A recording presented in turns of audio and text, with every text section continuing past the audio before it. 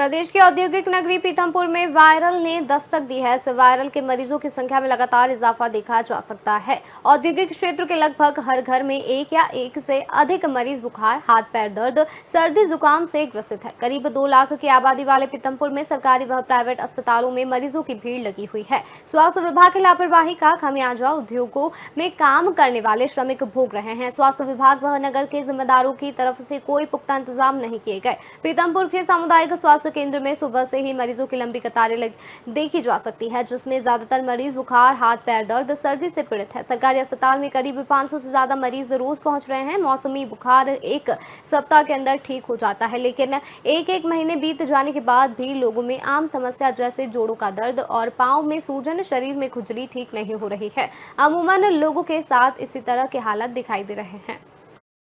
बुखार आ रहा है और डॉक्टर को दिखाया, ब्लड टेस्ट कराया तो उसमें से कुछ भी नहीं निकला और आराम भी नहीं है। और मैंने सूजन भी हो गई है और खुजाल भी हो रही है शरीर में। सर 5-6 दिन से हो रहा है।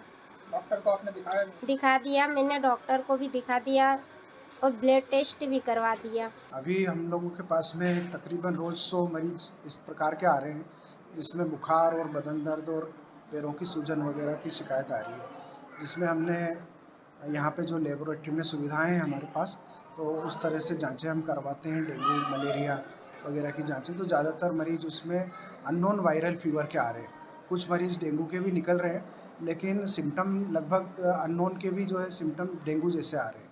प्लेटलेट वगैरह कम हो जा रही है, लेकिन कुछ समय के बाद में वो ठीक भी हो जा रहे हैं। क्या तरीके हैं बचाव के? सबसे पहला बचाव तो साफ़ सफाई है, जिसमें खासकर ये है कि पानी का जमा ना होने दें, क्योंकि डेंगू का जो मच्छर होता है वो साफ़ पानी में पनपता है। तो अक्सर करके हमको टंकियाँ जो जगह जगह बना रखी है, खासकर पीथमपुर में पानी स्टोरेज करने के लिए, उन टंकियों की नियमित सफाई करना ज़रूरी है।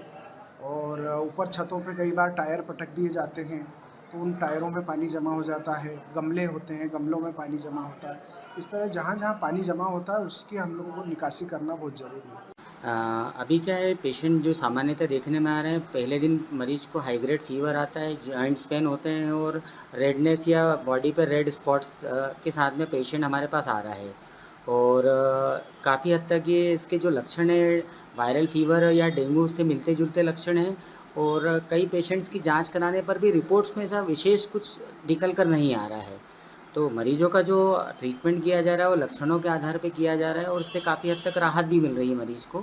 पर विशेषकर मरीज़ ये ध्यान रखें कि जैसे ही फ़ीवर आता है तुरंत डॉक्टर से संपर्क करें, उसकी सलाह के अनुरूप जाँचें करवाएँ, इलाज करवाएँ और अपने जो भोजन का स्तर है उसको व्यवस्थित रखें। घर के आस-पास, घर के अंदर साफ़-सफ़ाई का ध्यान रखें और किसी भी तरह की अपने हिसाब से ट्रीटमेंट करने की कोशिश ना करें। कोई भी समस्या आती है, परेशानी आती है, डॉक्टर को दिखाएँ, डॉक्टर के हिसाब से ट्रीटमेंट करें।